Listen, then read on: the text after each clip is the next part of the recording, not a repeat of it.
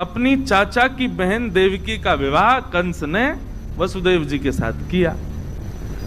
और जैसे ही विवाह हुआ, विवाह करके इतना उसको प्रेम अपने आप ही विदा करने जा रहा था, तभी आकाशवाणी हो गई, देवताओं ने कह दिया, बोले कि जिस बहन को तुम विदा करने जा रहे हो इसी का 8वां गर्भ तुम्हारा काल होगा कंस। मृत्यु की बात पता चलते ही कंस ने जिस बहन को विदा करने जा रहा है, जिस बहन का कन्यादान किया, उसी के केश पकड़ लिए, तलवार निकाल करके जैसे ही वध करने लगा, वसुदेव जी ने चरण पकड़े, इससे तुम्हारा काल नहीं है, इसके पुत्रों से काल है। मैं वचन देता हूं जितने बालक होंगे सब तुमको दूंगा, तुम चाहो तो हमको बंदी बना लो, हम कहीं नहीं जाएंगे।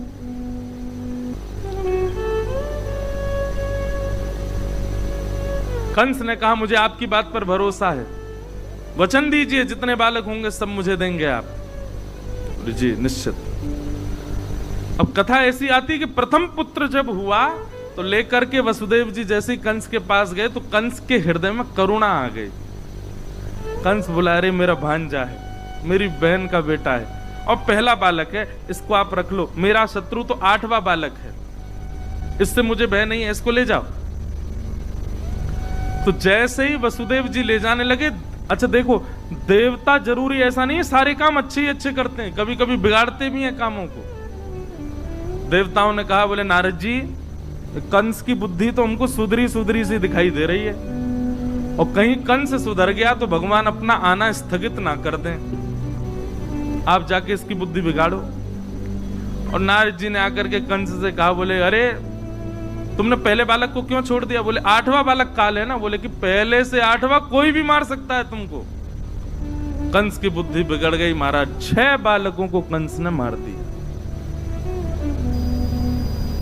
और 7वें बालक के रूप में स्वयं श्री बलराम जी महाराज पधारे। आप शेषनाग के अवतार हैं। आपका आगमन जैसे ही हुआ, भगवान ने योग माया, जिन्हें हम देवी, भद्रकाली आदि आदि रूपों से नाम जानते हैं, इनको ही माया कहते हैं, योग माया। योग माया को भगवान ने आज्ञा की कि हमारे मां के गर्भ में जो 7वां बालक है ये शेषनाग हैं, इनको स्थान स्थिरित करो। और 7वां बालक जो है कुछ माह देवकी मैया के गर्भ में रहने के बाद रोहिणी मैया के गर्भ में स्थगित हो गया। और कंस को यह समाचार मिला कि 7वां बालक तो गर्भ में ही नष्ट हो गया। अब आ रहे हैं 8वें बालक। कंस ने महाराज सेना बढ़ा दी, ताले बढ़ा दिए, सब व्यवस्था कर दी, कहीं से भी बच के भागने ना पाए।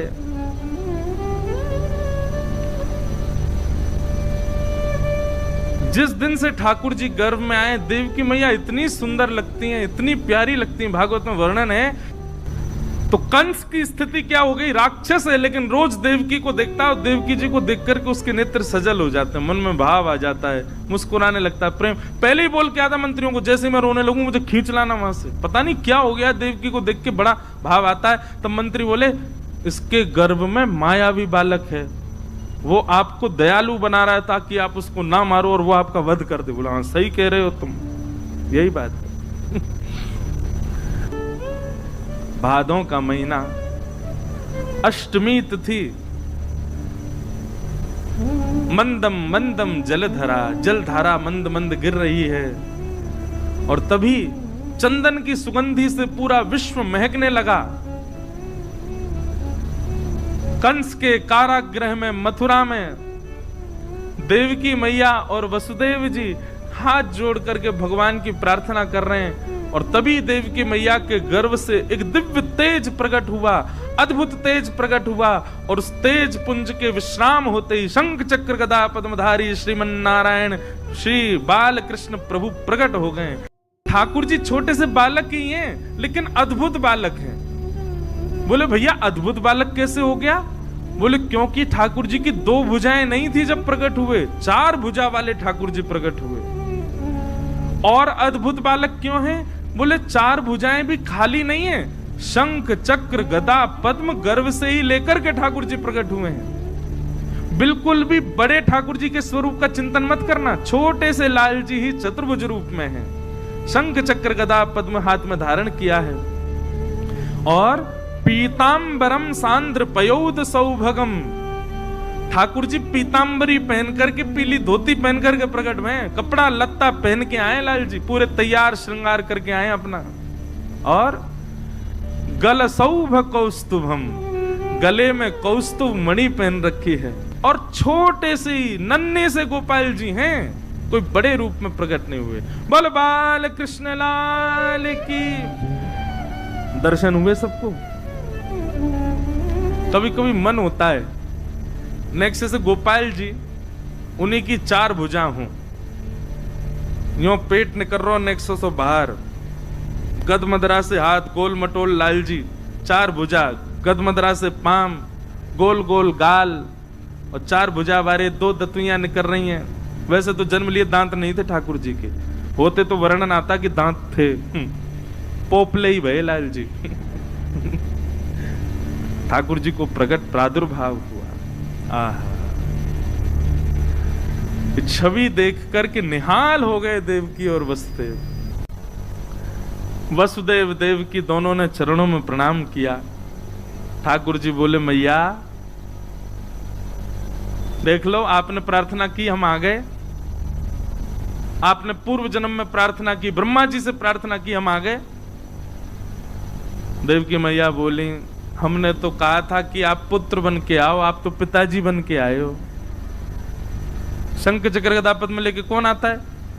कपड़ा पहन के आए हो गर्भ से हैं, और कौस्तुभ मणि लटका के आए, मतलब यहां भी श्रृंगार करके प्रकट भय।